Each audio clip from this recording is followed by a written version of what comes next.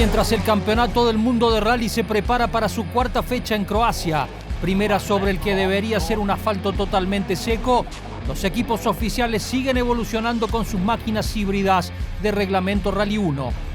Durante la fecha pasada que se disputó en México, Más Motor tuvo la oportunidad de abordar a los 3 directores de las escuadras oficiales involucradas actualmente en la especialidad para que nos hagan sus respectivos análisis. Toyota busca defender el título de constructores y por ahora aventaja por 27 puntos a Hyundai después de haberse impuesto en Montecarlo y Suecia con Sébastien Ogier, líder entre los pilotos. Para todos los competidores ha sido un desafío especial el hecho de correr en 4 superficies que difieren entre sí. It's actually always the beginning of the year is very challenging because Monte is very difficult with many different kind of let's say weather and surfaces, and so the testing is very important. That when you are having the test week, that you would have the right conditions, and then of course you go to Sweden. But Sweden is normally for the quite like a home rally for us because we can have the winter conditions in Finland. And but then coming to the Mexico for the gravel, it's a little bit more difficult again. And we try to go to the south of Spain for the testing and try to find basically hot conditions what we can in the Europe.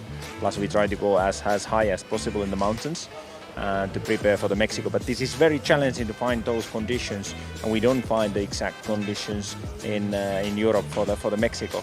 So Monte and basically Sweden conditions we can find, but this one not. So here it's always a bit more. You will see it on the shakedown how it works, and you might need to do some adjustments.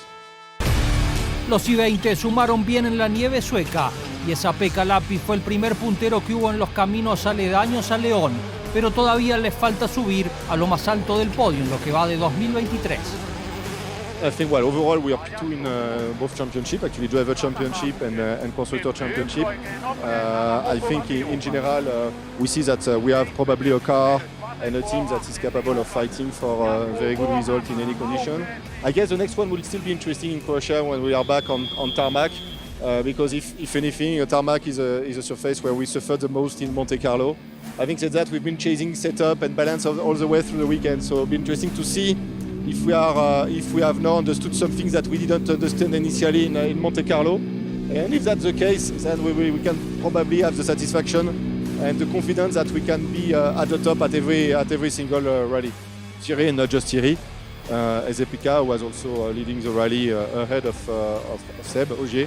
So you know, we are all not only disappointed not to have Esa-Pekka going to the end of the rally, but also with the unknown of what would have happened between him and Sébastien if he had not had that crash on Saturday. So anyway, we don't have that information, so you know, it's just we can only elaborate and make some assumptions, but we only find out in the next rally. Well, I think the car is competitive. We have a feeling, we're under the impression that the car is a bit more competitive in a slow and twisty section on gravel rather than on the fast. So there is also areas to improve there, and that's what we will be focusing on doing. Los Ford Puma volvieron al triunfo al que no accedían desde la apertura del ciclo 2022. Privilegio que vivieron en Escandinavia durante febrero, de la mano de Oid Tanak, gracias a lo cual se ubican 54 unidades por detrás de Toyota. Last year was a big learning curve for everybody. I think everybody had their own small ideas on how to implement the hybrid system. I think we did a very good job. I think we had very few issues over the course of the season, which goes to show the way we did it, I think, worked well. But the main kind of learning points were for the engineers to understand how to use the hybrid and how to get the best from it. And every rally we went to was a new kind of territory because they all have their own kind of environments.